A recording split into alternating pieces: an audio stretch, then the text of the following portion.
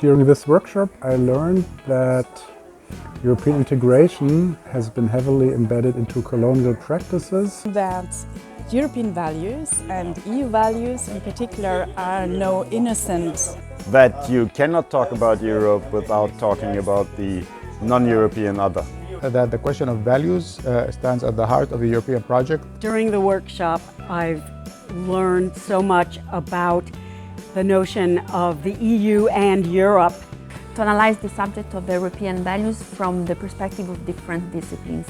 Really a lot about Europe, the part of the dimensions, socio-political, economic, historical, center-periphery. That there are very interesting concepts out there when it comes to European values. Because there are so many different perspectives on Europe. During the workshop, I have learned that we have created an amazing, intellectually stimulating group of scholars. That we really need to join together in our understandings and our multiple understandings of what EU values mean.